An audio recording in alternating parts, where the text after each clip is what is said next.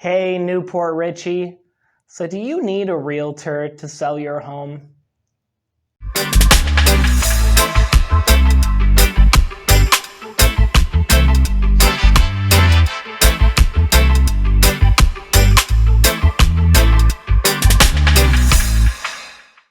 This is Keith with Remax Champions, Newport Richey, Florida. As a seller, you have many options, but here are your main three. Sell your home yourself, using one of those discount brokers, and a full-service broker. Each of those options has many different options within them, so I'll just touch a bit on each, give you my opinion. And now, of course, this is only my opinion, based here at working in the Tampa market. If you're in a different market or area, you'll want to speak to somebody more local for their opinion. Now, first, let's go over trying to sell your house yourself. Now, I can understand and respect a person wanting to take on such a big job as selling their home themselves. It's definitely no easy task. If this is something you're considering doing, I would strongly recommend that you consider speaking to a lawyer that specializes in this field. They'll most likely charge you for their time, but they'll give you a good idea of the do's and don'ts, things that you should do and things that you should stay away from. Now, you're going to want to read all of those legal contracts carefully. Everything is fairly detailed and pretty specific, and you want to make sure you know what you're signing. Also, you're going to want to get a good idea of the current real estate market that you're in. Understand all the current market conditions. This is something normally that a realtor would be able to help you with, but when you're thinking about selling on your own, it'll be hard to get a good conversation going with someone, a professional that's not intending to be paid for their services. Generally, the public doesn't have access to the recently sold data, expired listings, or even terminated listings. You might see what homes have actually sold for or were listed for, but some of these other sides of it that you're not quite sure of may be a little bit better to paint the picture. They're used for a realtor to really paint a specialized plan for how to best sell your home on your specific needs. One very real risk is leaving money on the table as well as a seller. Now, if you decide to sell yourself and you find a buyer that's working with a real estate agent, that doesn't necessarily mean that they're going to pay fair market value for the house. That real estate professional is paid to work for the individual client solely. And in the case of a buyer's agent, that means getting the house for their client at the lowest possible price. You want to be armed with at least as much information as the other side. You definitely don't want to have less information than the other side, and you want to have some confidence in your pricing. If you accept a price that's a little bit lower than fair market value and your home sale closes, there's really no going back. The process is done over, and there's nothing you can really do. Now, on the flip side, a house that is priced too high doesn't sell, and it doesn't get the traffic that it deserves. A good deal of buyers will be working with an agent on their side, and they're going to be able to tell if that house is overpriced and is a bad deal, and they'll recommend to their buyers to look at other houses. Or worse yet, that house might not even show up in their search criteria. A lot of buyers these days are using the internet to find their houses to use their search, and they have a price range in mind. If your house is just outside of that range, they might not even see it. Ideally, you want to come up with a price that you're comfortable with ahead of time.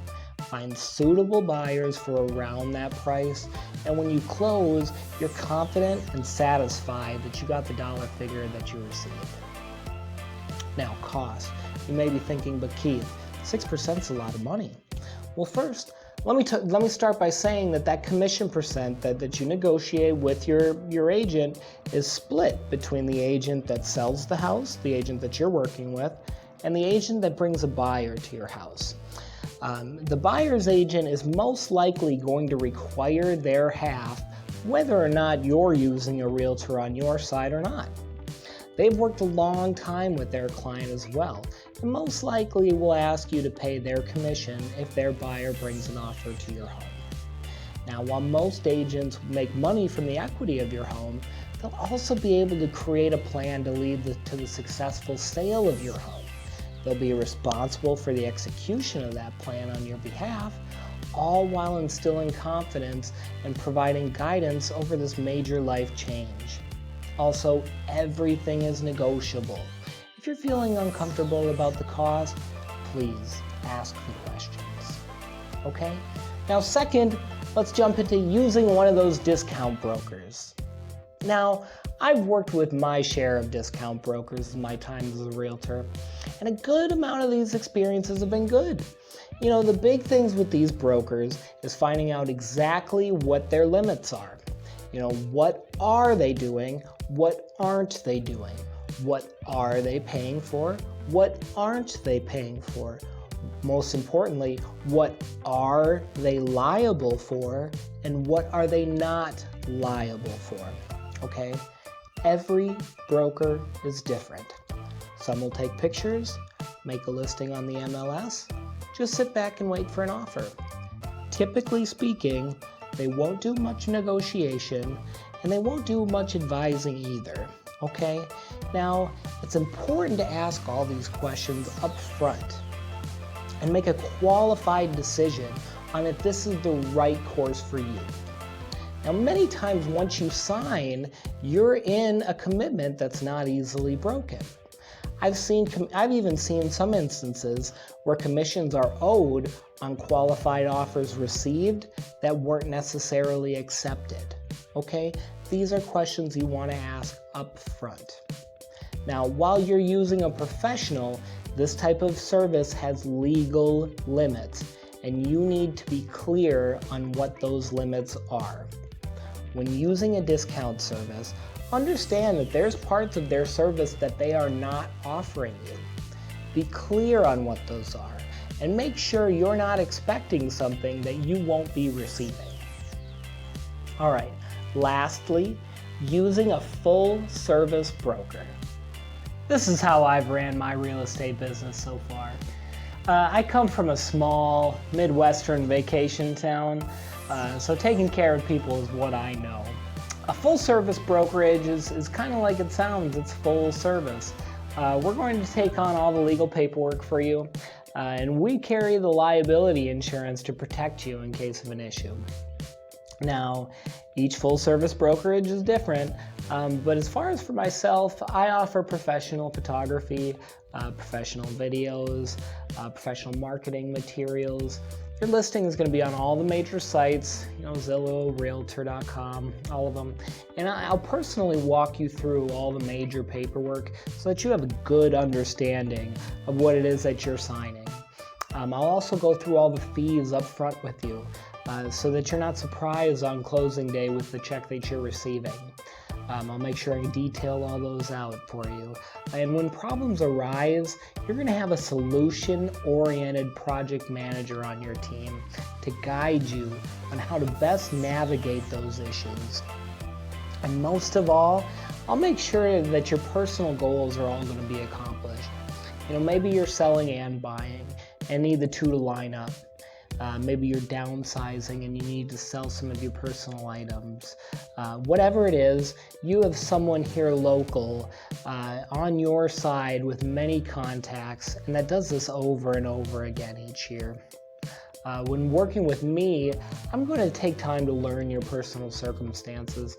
I'm going to spend the time getting to know you and your family so that I can tailor my process to exactly what it is that you're needing and give you the best overall experience possible.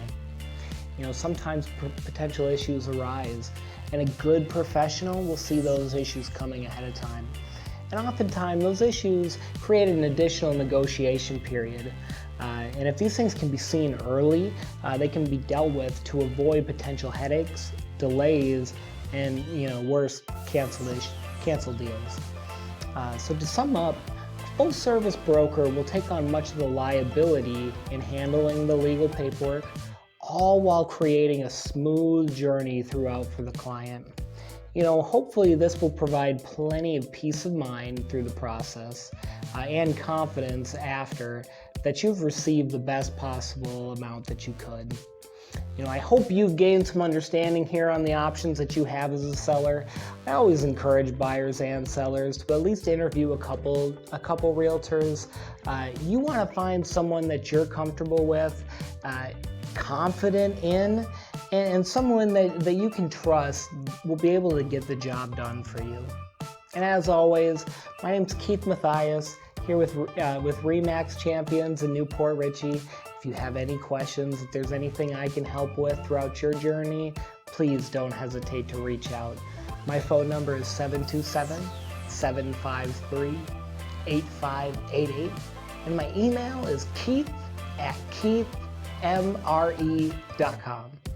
All right, thanks for watching. Consider subscribing to my channel. There's a lot of good information, and I'm constantly coming up with new stuff here in the Tampa area. Thanks again for watching. Have a great day now.